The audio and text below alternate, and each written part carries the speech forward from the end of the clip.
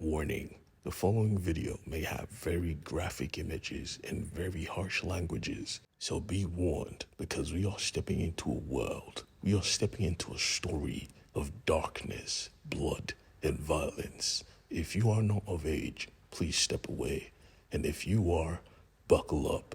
It's about to get crazy because this is Plastic, the original sin. We saw the end of Edwyn.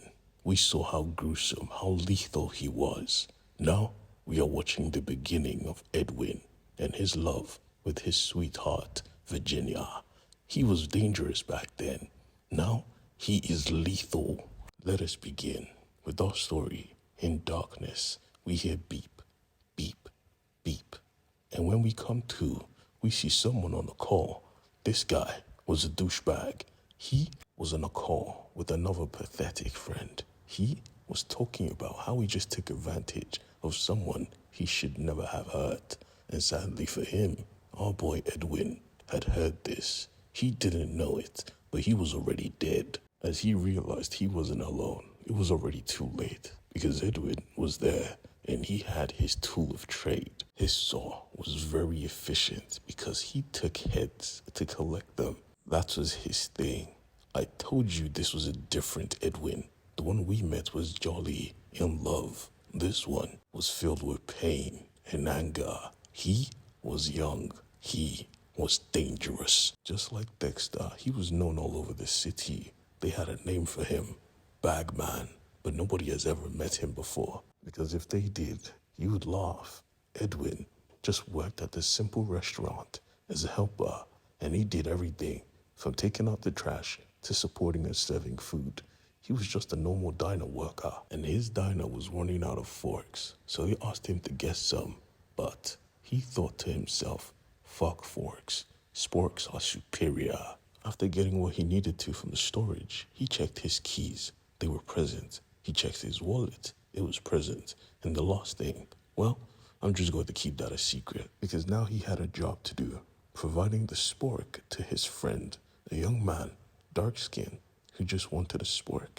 He was blind apparently, and he needed someone to help look after him. But Booker made the biggest mistake of his life by disrespecting the spork. He said, I asked for a fork, man. And Edwyn said, I told you, sporks are superior. The only person that saved him was his mother, Edwyn's boss. She owned this diner, and for some reason, she liked Edwyn. Nobody likes Edwyn, but she did because he was a good worker, and for some reason, her son only listens to him. So as she was about to head out, she put Edwyn in charge. Watch the diner and watch my son. He didn't want to do it, of course, because as much as he liked her, her son Booker was weird. He thought to himself, how do I tell the person I care about that I don't like her son? He disrespected sporks. So he just said, all right, I'm going to do it just because I like you. And he did his job, doing it well. But it was time to throw out the trash. And from the corner of his eye, he saw someone screaming, cat, football. He was kicking a street cat. Now this is when the demon comes out, because normally he's always kind-hearted in the old books. But this guy is young, he's vibrant, and he said, what the fuck are you doing? The animal abuser was confused. What's it to you? Is it your cat? He said, no. Then fuck off. Edwyn tried. He tried his best. You could physically see him trying his best not to hop on this guy and kill him.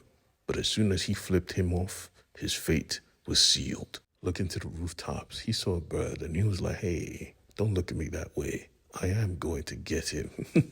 Like, we know what's coming next. You don't disrespect our boy without paying for it. I mean, this is how he has always been, even when he was a child, with very simple pleasures. I mean, don't get it twisted. He wasn't a good boy.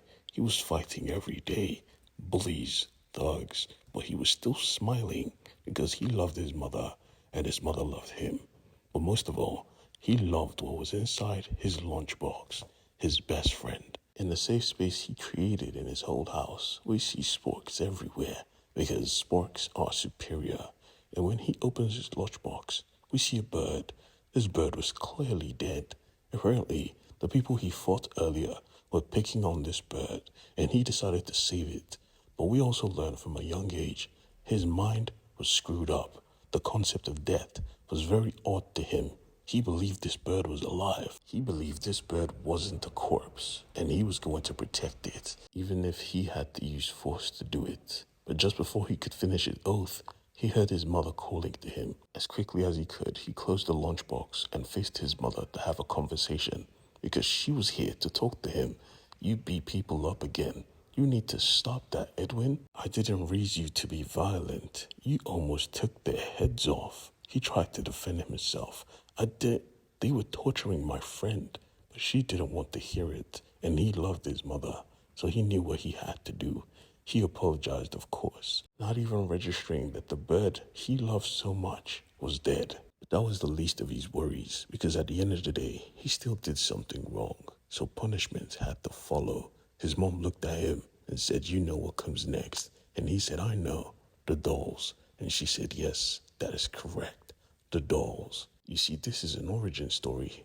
We see him in the future with his beloved Virginia, but that was not his first experiences with the dolls. His mother brought him into that world, and that is why in the present, as we see, he has an affinity for them. They allow him to send a message, and in this message, for the truck driver, he was being watched from every angle.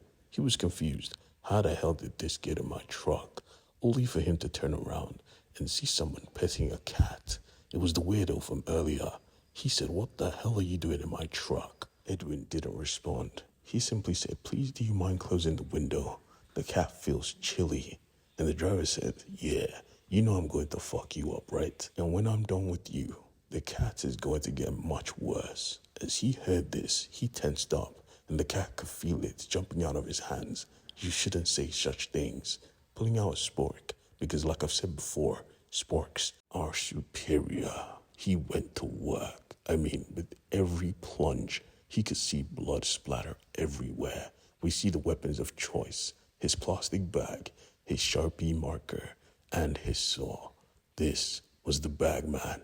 This was the original sin. The truck went from frantic to silent real quick. His job was done. He was satisfied. And when he went back to his motel, he was happy. Matter of fact, he was jolly. He was singing a song. This brother was covered head to toe in blood. And he was just chilling, not alone in his apartment. He went to say hello to his mother.